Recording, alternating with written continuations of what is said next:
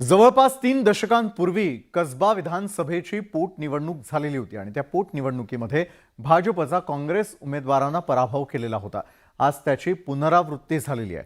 32 वर्षांनंतर काँग्रेसनं कसबा विधानसभा काबीज केली आहे।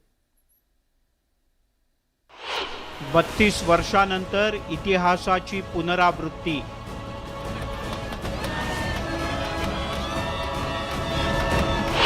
कसब्यात भाजप उमेदवाराचा पराभव।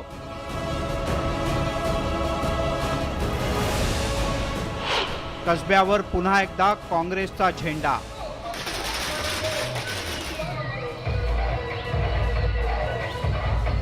कसबा विधानसभा पोटनिवडणुकीत काँग्रेसच्या रवींद्र धंगेकर यांनी भाजपच्या बालेकिल्ल्याला खिंडार पाडलं आणि काँग्रेसचा झेंडा रोवला।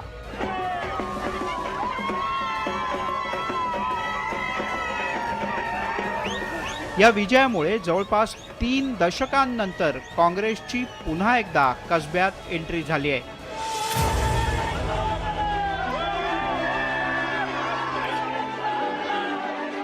सगळे गोष्टीचा वापर करून देखील तिथं अनेक वर्षाची जागा ही महाविकास आघाडीने खेचून आणलेली आहे आणि एक वेगळा मेसेज याच्यातनं महाराष्ट्राला देण्याचं काम केलेलं आहे।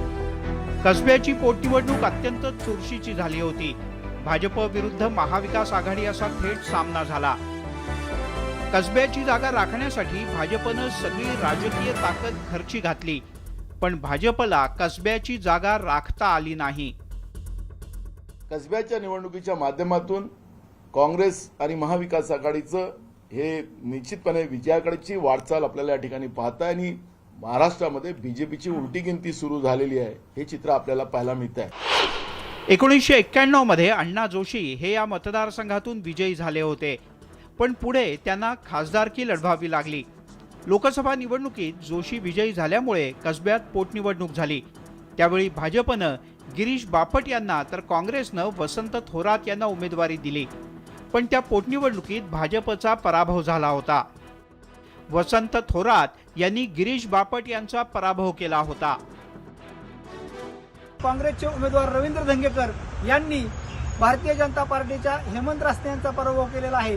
त्या निवडणुकीमध्ये भोरचे तत्कालीन आमदार अनंतराव थोपटे यांनी निरीक्षक म्हणून काम पाहिलं होतं, तर आजच्या निवडणुकीमध्ये देखील त्यांचे चिरंजीव संग्राम थोपटे यांनी निरीक्षक म्हणून काम पाहिल्याचं आपण पाहिलं। यामुळे अनेक गोष्टींचं सिमिलर पद्धतीने जर पाहिलं तर या ठिकाणी पुनरावृत्ती झाल्याचं आपल्याला पाहायला मिळतं। खरं तर कसब्याची पोटनिवडणूक जाहीर झाल्यानंतर 1991च्या पोटनिवडणुकीची राजकीय वर्तुळात चर्चा रंगली। मात्र गेल्या 28 वर्षांपासून या मतदारसंघात भाजपचा दबदबा असल्यामुळे इथे पक्षाचं पारडं जड मानलं जात होतं, पण रवींद्र धंगेकर यांनी 3 दशकांपूर्वीच्या इतिहासाची पुनरावृत्ती करत पुन्हा एकदा कसब्यावर काँग्रेसचा झेंडा रोवलाय।